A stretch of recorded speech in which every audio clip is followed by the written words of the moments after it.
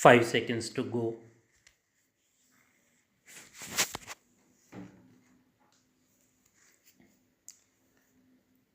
Start. It is the case of express newspapers that during the dark days of the emergency, express newspapers and its owner at that time, Mr. Ramnath Goenka, had stood up to the excesses of the then government.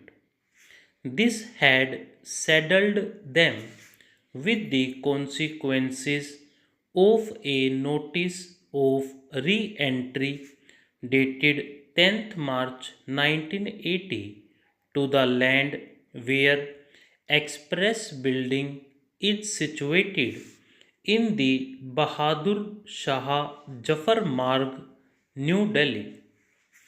It was alleged in the said notice that express newspapers did not take approval from the Land and Development Officer or Ministry of Works and Housing regarding construction on the open portion of the plot. This re entry was directed by virtue of a notice issued on 10th March 1980, which was dealt by the Supreme Court in its historic and seminal judgment. The notices of re entry and demolition were held to be impinging upon the fundamental rights guaranteed under Article 19(1)(a) and (g) of the Constitution of India. The relevant observations of the Supreme Court are set out below. Here, the very threat is to the existence of a free and independent press.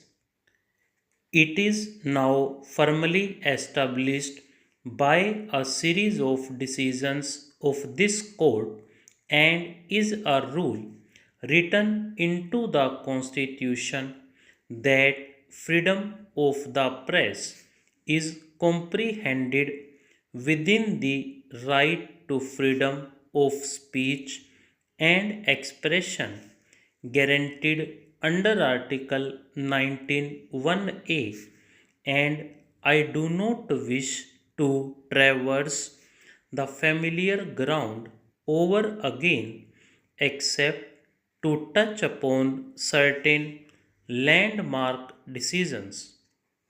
In Ramesh Thapad versus State of Madras, the court observed that the founding fathers realized that freedom of speech and of the press are at the foundation of all democratic organizations, for without free political discussion in public education, so essential for proper functioning of the processes of popular government, is possible.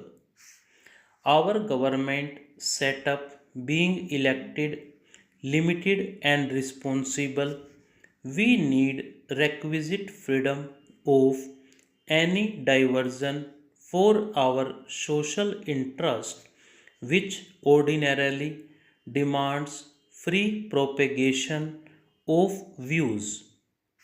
Freedom to think as one likes and to speak as one thinks are, as a rule, indispensable to the discovery and separate of truth, and without free speech, discussion may be futile.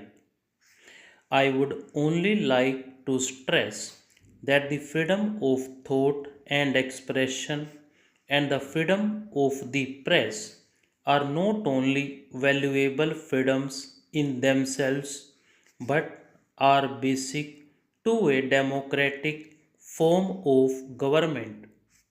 It is necessary to emphasize, and one must not forget, that the vital importance of freedom of speech and expression involves the freedom to dissent to a free democracy like ours. Democracy relies on the freedom of the press. It is the inalienable right of everyone to comment freely upon any matter of public importance. This right is one of the pillars of individual liberty, freedom of speech, which our court has always unfailingly guarded. I wish to add that however precious and cherished the freedom of speech is under Article 19(1)(a), this freedom is not absolute and unlimited at all times and under all circumstances, but is subject to the restrictions contained in Article 19(2). That must be so because unrestricted freedom of speech and expression, which includes the freedom of the press and is wholly free from restraints, amounts to uncontrolled license which would lead to disorder and anarchy, and it would be hazardous to ignore the vital importance of our social and national interest in public order and security of the state.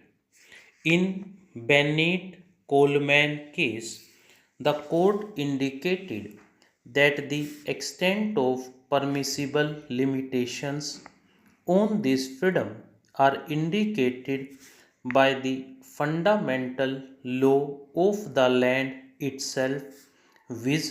Article 19(2) of the Constitution.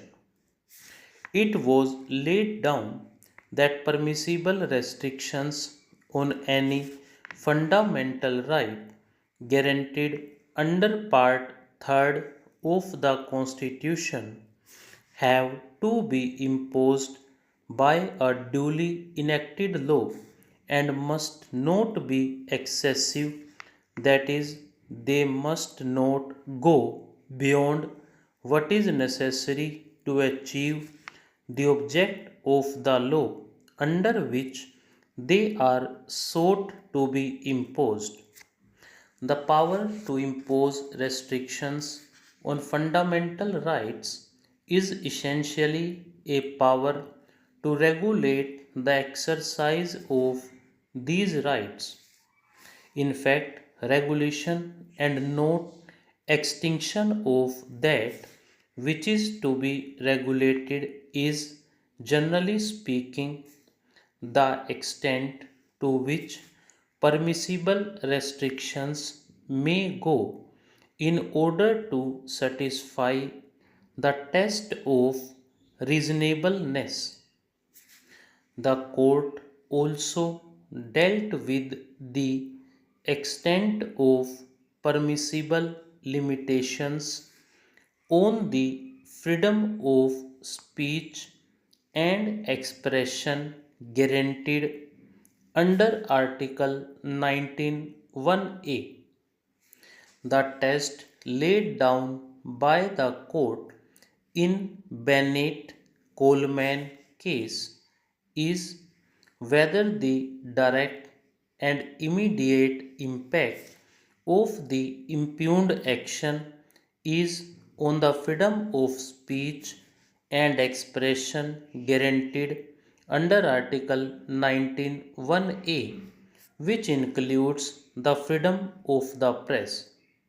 It was observed that the restriction on the number of pages a restraint on circulation and a restraint on advertisements would affect the fundamental right under Article 19(1)(a) on the aspects of propagation, publication, and circulation. The court held that the tests of pith and substance of a newspaper in repelling the contention fundamental rights. Stop.